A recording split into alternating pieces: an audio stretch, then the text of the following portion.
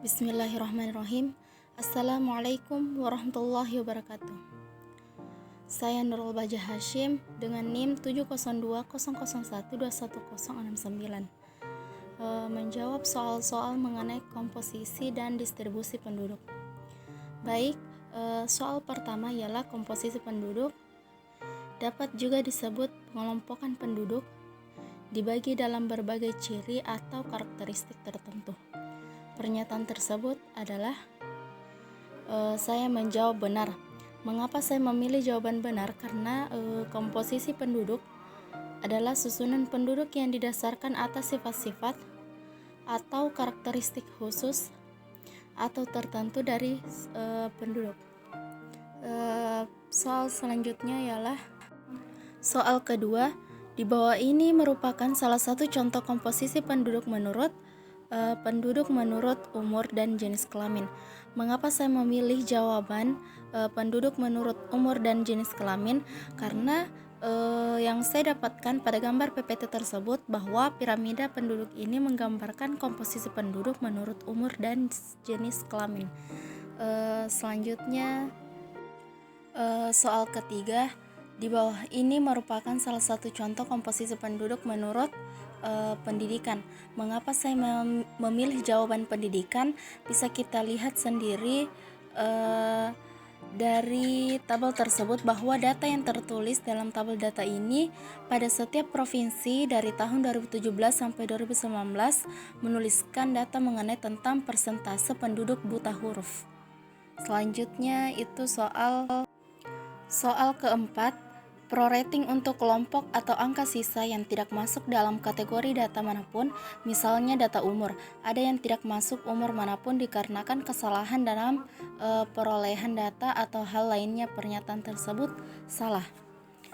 Mengapa saya menjawab salah? Karena teori census error menjelaskan adanya 3 kesalahan. Yang pertama itu kesalahan cakupan, error of coverage, yaitu kesalahan di mana tidak semua penduduk tercacah dan adanya yang tercacah 2 kali. Kedua itu kesalahan isi pelaporan, error of content, yaitu kesalahan pelapor dari responden atau tidak jujuran responden dalam mengisi suatu pernyataan sensus.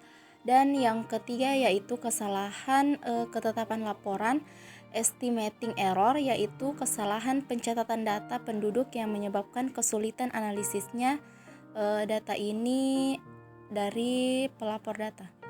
Selanjutnya itu soal selanjutnya, bagaimana cara mencari nilai yang dilingkari pada gambar tersebut. Seperti yang tertera pada gambar soal nomor 5 bahwa cara mencari nilai yang dilingkari pada gambar tersebut yaitu dengan cara perkalian R dengan angka sebelum prorating. Bisa kita lihat cara perhitungannya sendiri yang di samping bahwa faktor atau total dari setelah prorating 47,494 dibagi 47,494 dikurang 60. Kelompok umur 0 sampai 4 tahun itu 8,473 dikali dengan hasil dari pembagian serta pengurangan. Di atas ialah 8,483. Selanjutnya itu soal nomor 6. Soal ke-6 berikut ini adalah variabel demografi yang dapat mempengaruhi komposisi atau struktur penduduk di suatu daerah tertentu. Jawaban saya ialah ketiga yang benar, karena faktor-faktor yang mempengaruhi bentuk piramida penduduk ialah fertilitas tercermin pada jumlah kelahiran, mortalitas tercermin dari perubahan angka kematian menurut umur atau perubahan tingkat kematian bayi, dan migrasi meliputi migrasi masuk maupun keluar. Migrasi biasanya terjadi pada kelompok umur. Soal ke-7 berikut ini adalah piramida penduduk Kabupaten Goa tahun 2015 dan 2010. Dari piramida tersebut apakah terdapat perubahan dari tahun 2015 ke tahun 2020? Bahwa pada gambar piramida ini terjadi perubahan dari tahun 2015 sampai 2020 seperti jumlah usia tidak produktif laki-laki lansia, tetapi ada juga yang tidak mengalami perubahan seperti tingkat kelahiran laki-laki, tingkat kelahiran perempuan, jumlah usia tidak produktif perempuan lansia, jumlah usia produktif usia 15 sampai 19 tahun laki-laki. Selanjutnya itu soal ke-8. Piramida penduduk berikut ini menunjukkan jumlah penduduk usia terbanyak adalah salah satu rang usia produktif. Jawaban saya benar.